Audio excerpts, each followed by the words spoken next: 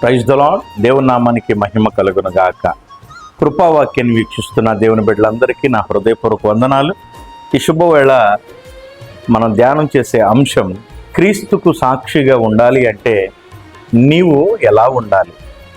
క్రీస్తుకు సాక్షిగా ఉండాలి అంటే మనమంతా ఎలా ఉండాలి? ఈ రోజున ఎన్నెన్నో సాక్ష్యం చెప్పేవారు ఉన్నారు. మాకు అది జరిగింది, ఇది జరిగింది, మేము అలా ఉన్నాము, ఇలా ఉన్నాము, మాకు అది కలిసి వచ్చింది, మేము ఇది కట్టుకున్నాము, ఇలాంటి సాక్ష్యాలు ఎన్నో వినబడుతున్నాయి లోకంలో. కానీ క్రీస్తుకు సాక్షిగా బ్రతుకువారు ఎలా ఉంటారు? ఒక 3 మాటలు ఈ శుభవేళ మనం ధ్యానం చేద్దాం.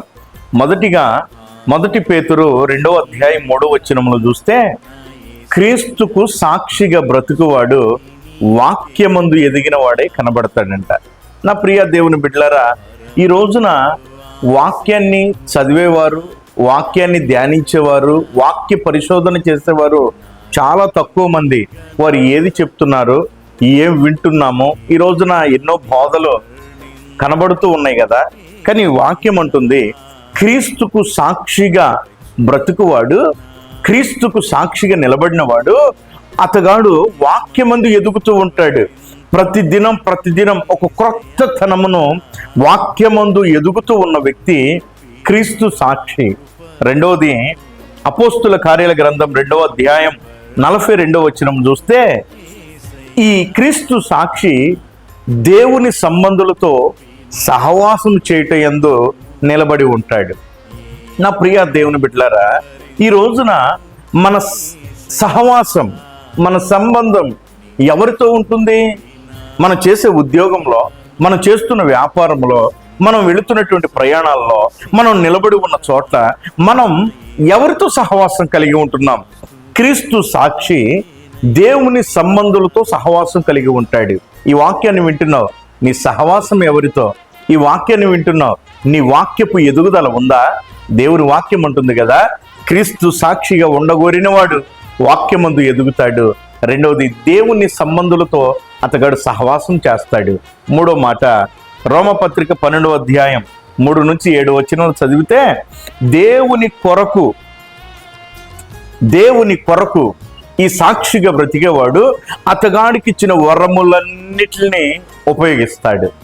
ప్రభు అంటారు కదా, ఒకనికి 5 తలాంతులు, ఒకనికి 2 తలాంతులు, ఒకనికి 1 తలాంతే. ఈ రోజున నీకు ఇచ్చిన వరమును నీవు దేవుని కొరకు ఉపయోగిస్తున్నావా? నీ జ్ఞానమైనా, నీ చదువైనా, నీ ఉద్యోగమైనా, నీ వ్యాపారమైనా, పరిచర్యలు ఇచ్చుటకును, పరిచర్య చేయుటకును, పరిచర్యలో నిలబడుటకును. కొందరు పాడే తలాంతులు దేవుడిస్తే పాడతారు, కానీ ప్రార్థించే తలాంతులు, ఎవరికి ఏ తలాంతును దేవుడిచ్చాడో దానిని ఉపయోగించాలి. ఎక్కడా? లోకంలో కాదండి. లోక వ్యక్తుల దగ్గర దైవ జ్ఞానాన్ని ప్రదర్శించకండి. దేవుని మందిరములో దేవుడు నీకు ఇచ్చిన వరములను నీవు ఉపయోగించాలి.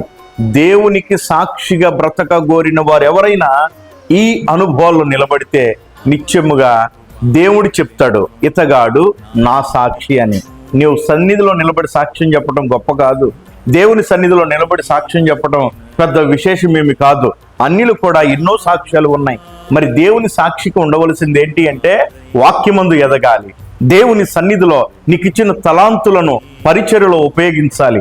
దేవుని కొరకు నీవు దేవుని సంబంధులతో సహవాసము కలిగి ఉండాలి. ఈ అనుభవాలు నీకు కలిగి ఉంటే దేవుడే నిన్ను సాక్షిగా నిలబెడతాడు. అట్టి కృప దేవుడు మనందరికి ఇచ్చునుగాక. దయగలిగిన తండ్రి, పరిశుద్ధుడా, నీకు స్తోత్రం. ఈ వాక్యాన్ని విన్న బిడ్డలందరినీ నీ చేతికి అప్పగిస్తున్నాను. నీ సాక్షులుగా బ్రతకగోరిన వారందరినీ మీరు కృప చూపించమని యేసు నామమున అడుగుచున్నాను తండ్రి. ఆమేన్. అందరికీ వందనాలు.